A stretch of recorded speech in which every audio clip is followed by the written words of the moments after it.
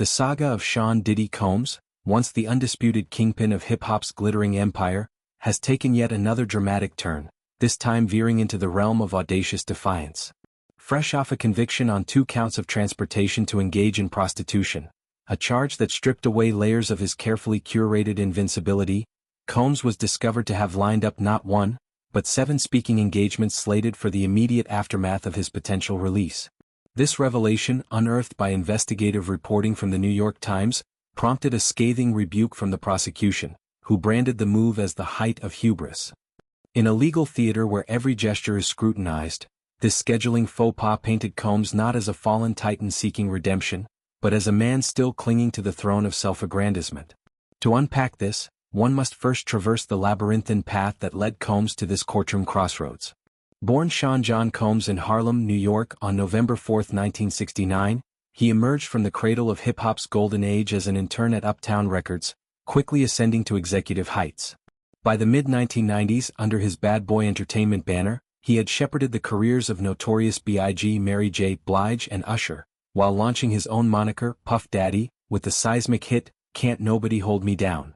His discography, from No Way Out to Press Play, blended club-ready anthems with entrepreneurial flair, amassing a fortune estimated at $1 billion through ventures like Sean John Clothing, Ciroc Vodka, and Revolt TV. Diddy wasn't just a musician. He was a mogul, a party architect whose white parties became synonymous with A-list excess, and a philanthropist whose support for Harlem youth programs burnished his image as a community pillar. Yet, beneath the champagne flutes and velvet ropes, darker currents swirled. Allegations of abuse and coercion had simmered for years, bubbling up in civil suits and whispers within the industry. The tipping point came in 2024, when federal indictments unveiled a pattern of what prosecutors termed decades of abuse and unchecked violence. Combs faced charges stemming from incidents involving former partners like Cassie Ventura, whose 2016 hotel surveillance footage, leaked in 2024, showed a brutal assault that ignited public outrage. The transportation charges, specifically, painted a picture of Combs allegedly orchestrating women's interstate movement for illicit purposes, a federal offense carrying up to 10 years per count.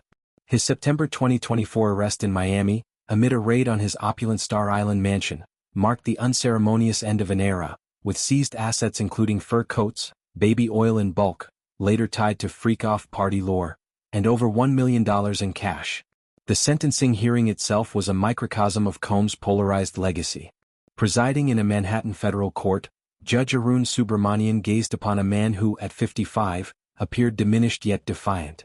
The prosecution, led by Assistant U.S. Attorney Maureen Comey, pushed for an 11-year term, weaving a tapestry of victim testimonies that detailed physical beatings, psychological manipulation, and a cult of personality that silenced dissent. This defendant built an empire on the backs of those he exploited, Comey intoned, her words slicing through the room's tension. Defense attorney Mark Agnifilo countered with a plea for leniency, a mere 14 months, factoring in the 8 months Combs had already endured in pretrial detention at the Metropolitan Detention Center in Brooklyn. Agnifilo portrayed his client as a flawed but redeemable figure, a father of 7 whose remorse was genuine, underscored by therapy sessions and a vow to dismantle toxic patterns. In a twist that bordered on soap opera, Combs' team had earlier floated the idea of a presidential pardon from the incoming Trump administration. Post-2024 election with Donald Trump reclaiming the White House, whispers circulated of back-channel overtures. Combs, a longtime Democratic donor who had headlined Biden fundraisers, reportedly pivoted pragmatically, leveraging mutual acquaintances in entertainment and politics. The bid fizzled, however, amid ethical concerns and the indictment's momentum. It highlighted the surreal intersections of celebrity and power, where even the gravest accusations can summon lifelines from the elite. Central to the hubris charge were those speaking gigs, an itinerary of self-help seminars themed around entrepreneurship, mentorship, life skills, and personal growth. Booked for venues in Miami, Combs' pre-arrest sanctuary of sun-soaked mansions and yacht clubs, the events promised audiences insights from a man who had parlayed street smarts into boardroom billions. Titles like From Harlem to the Top, Building Your Empire, evoked his motivational book The Diddy Rules, a 2021 bestseller blending autobiography with platitudes. Prosecutors saw red flags everywhere. How could a convict espouse ethics while his legal woes festered? It's as if he's mocking the system that holds him accountable, one filing argued, likening it to a Ponzi schemer hawking investment seminars from the dock. Combs' legal squad swiftly pivoted, rebranding the plans as teaching engagements, perhaps adjunct lectures at local universities or community colleges, insisting the distinction mitigated any arrogance.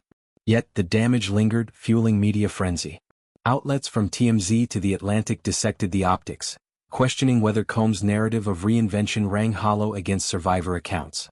During his allocution, Combs broke down, his voice cracking as he addressed Cassie, his exes, friends and family.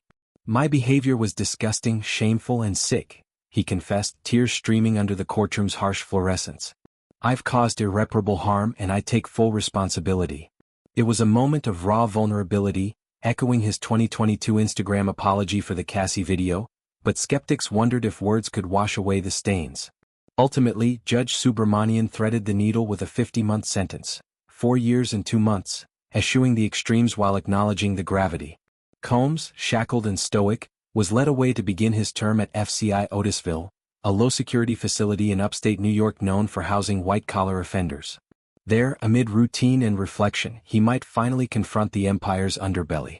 Bad Boy Records, now a shadow of its 90s heyday, limps on under new management, while Combs' net worth, docked by lawsuits and forfeitures, hovers around $600 million. His children, from twins Delilah and Jesse to adult son Justin, have rallied publicly, launching a #FreeDiddy hashtag that trended amid polarized debates on accountability versus forgiveness. This chapter in Combs' Odyssey raises profound questions about redemption in the spotlight. Can a man who once embodied hip-hop's rags-to-riches dream reclaim his voice post-conviction? Industries from music to fashion grapple with similar reckonings, as #MeToo's echoes demand more than performative contrition. For victims, the sentence offers a measure of justice, a bulwark against the silence Combs allegedly enforced. For fans, it's a sobering reminder that idols have feet of clay. As Diddy transitions from mogul to inmate, his story lingers as a cautionary epic. Hubris may build thrones, but truth topples them.